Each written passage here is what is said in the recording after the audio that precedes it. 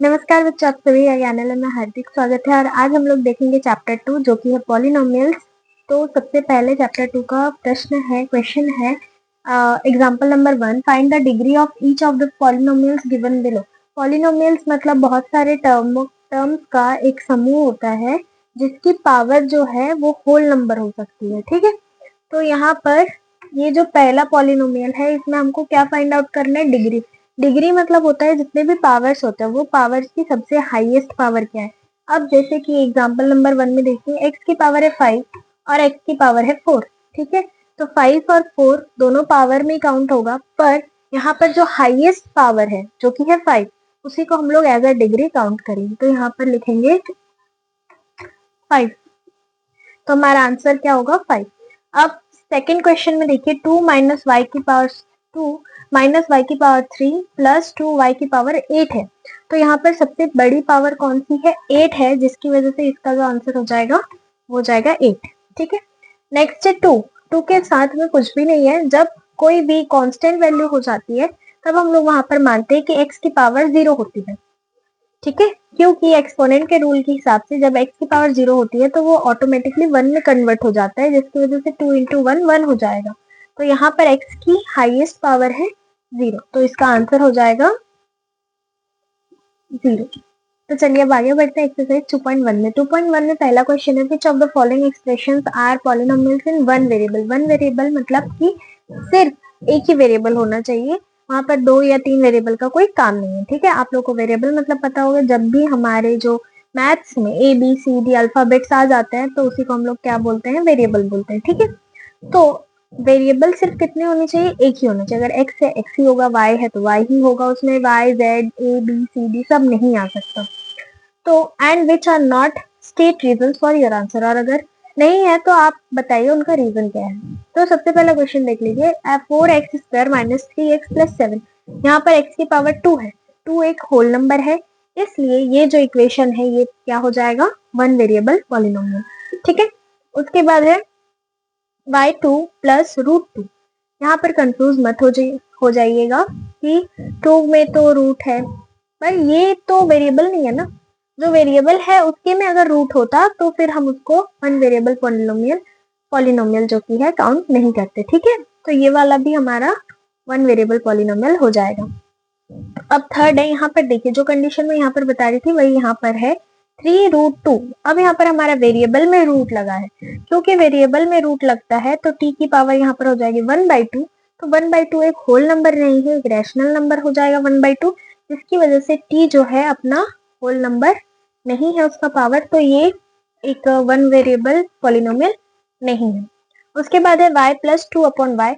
तो यहाँ पर y जो है ये वाला सही है, क्योंकि इसके ऊपर में मतलब पावर में 1 है, पर इसके पावर में -1 है, जो कि अगेन एक होल नंबर नहीं है, तो ये भी क्या हो जाएगा? वन वेरिएबल पॉलिनोमियल नहीं होगा।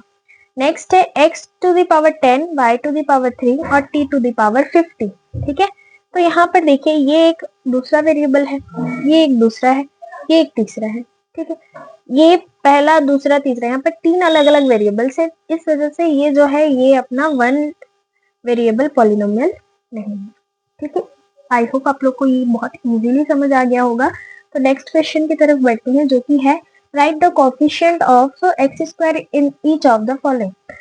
अब कोफिशिएंट मतलब साथ वाला। ठीक है, तो अभी हमें क्या ढूंढना है? कोफिशिएंट मतलब क्या होता है? साथ वाला या फिर सामने वाला। ठीक है, अब किसके साथ वाला और किसके सामने वाला देखना है, तो हमें देखना है x² के सामने वाला या फिर x² के साथ वाला। तो यहाँ पर देखिए फर्स्ट इक्वेशन में फर्स्ट पॉलिनोमियल के जो ग्रुप है उसमें, तो यहाँ पर x² है, x² के सामने वाला या फिर साथ वाला कौन है? 1 है। अगर कुछ नहीं दिया है तो हमको क्या मानना है? 1 ही मानना है, तो यहाँ पर लिखेंगे 1। ठीक है, अब फिर से हमको किसको ढूंढना है? x² को ढूंढना है। x² को ढूंढिए, ये हमारा x², इसके साथ वाला ढूंढिए, साथ वाला कौन है? 1। अब यहाँ पर देखो, यहाँ पर +1 है, क्यों? क्योंकि यहाँ पर साइन भी प्लस है। अब यहाँ पर -1 होगा, क्यों? क्योंकि इसके सामने माइनस साइन है। ठीक है, अब नेक्स्ट है फिर से x² ढूंढ लो, ये मिल गया x²। x² के साथ वाला कौन है? तो वो है π/2। अब यहाँ पर देखो, यहाँ पर एक्स स्क्वायर है ही नहीं, तो यहाँ पर कुछ भी जो है नहीं होगा, कोफिशिएंट इज नॉट फाउंड। ठीक है, क्यों? क्योंकि एक्स स्क्वायर तो है ही नहीं अपने पास। तो अब हम आगे बढ़ते हैं क्वेश्चन नंबर 3 और 4 की तरफ, जिसमें 3 में लिखा है give one example of each of binomial of degree 35 and monomial of degree 100। ठीक है, तो बायनोमियल मतलब पहले समझो जिसमें दो ही टर्म आते हैं। ठीक है, पॉलिनोमियल का बहुत सारा टर्म होता है, जिसमें बहुत सारे पॉलिनोमियल होंगे वही पॉलिनोमियल, मतलब जिसमें बहुत सारे टर्म्स होंगे वही बहुत पॉलिनोमियल कहलाएगा।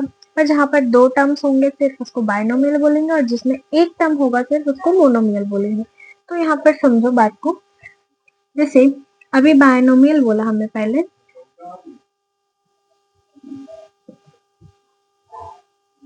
बायनोमियल जो है वो क्या होगा, वो हो जाएगा जैसे 2y की पावर 35 प्लस 36।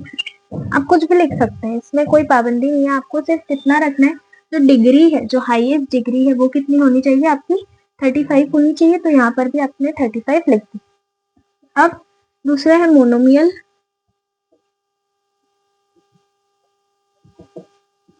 मोनोमियल में क्या करना होता है, सिर्फ एक ही टर्म होगा जिसकी पावर कितनी होगी, 100। तो यहाँ पर मान के चलो x है, x की पावर 100, बस ये हो गया मोनोमियल, और ऊपर वाला हो गया बायनोमियल। ठीक है, अब अगला क्वेश्चन है right the degree of each of the following polynomials. आपको फिर से एग्जांपल नंबर 1 की तरह से सॉल्व करना है इसको, हमें डिग्री निकालनी है। डिग्री मतलब आप जान के होंगे, पूरे पॉलिनोमियल जितने भी आपको टर्म्स दिए जाएंगे उस टर्म्स में जिसकी हाईएस्ट पावर होगी जो, वही क्या हो जाएगी हमारी डिग्री। तो यहाँ पर देखो x की पावर 3 है, यहाँ पर x की पावर 2 है, तो हाईएस्ट कौन सा है, 3 है।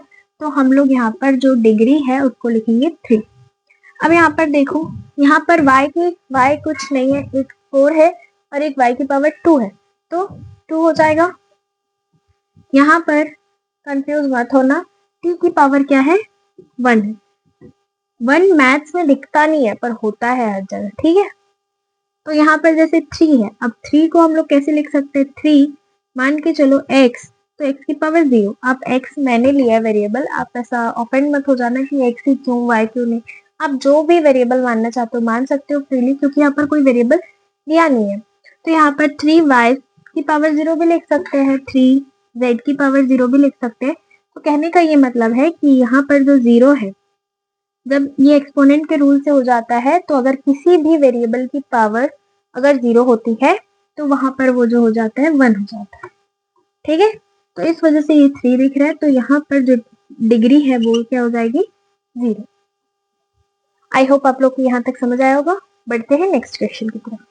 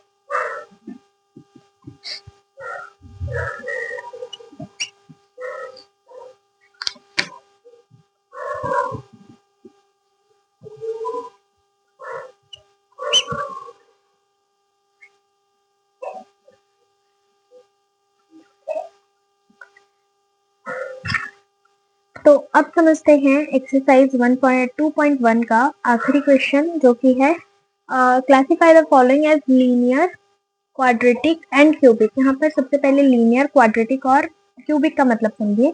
लीनियर का मतलब होता है जहां पर हाईएस्ट पावर जो है यानी कि डिग्री जो है सिर्फ क्या होगी, 1 होगी। क्वाड्रेटिक मतलब 2 और क्यूबिक मतलब 3। ठीक है, तो आप यहाँ पर देख सकते हैं, यहाँ पर डिग्री क्या हो जाएगी, 2, तो जिस वजह से ये क्या हो जाएगा, क्वाड्रेटिक पॉलिनोमियल। वहीं पर x माइनस एक्स की पावर कितनी है, क्यूब है, तो यानी कि 3 है, 3 की वजह से ये क्या हो जाएगा, क्यूबिक। ठीक है, वहीं पर यहाँ पर देख लीजिए इसकी हाईएस्ट पावर कितनी है, 2 है, जो कि हो जाएगा फिर से अगेन क्वाड्रेटिक। 1 प्लस एक्स है, देखिए x की पावर कुछ भी नहीं है, मतलब सिर्फ क्या है, 1 है, तो ये हो जाएगा लीनियर। नेक्स्ट है 3t, t की पावर 1 है, तो ये भी क्या हो जाएगी, लीनियर। यहाँ पर है r की पावर 2, जो कि हो जाएगी क्वाड्रेटिक, और x की पावर क्यूब है, तो ये हो जाएगी क्यूबिक। ठीक है, आई होप आप लोग को 1.5 पूरा क्लियर होगा। अब हम लोग दूसरे क्वेश्चंस की तरफ आगे बढ़ेंगे। मिलते हैं नेक्स्ट वीडियो में, बाय बाय।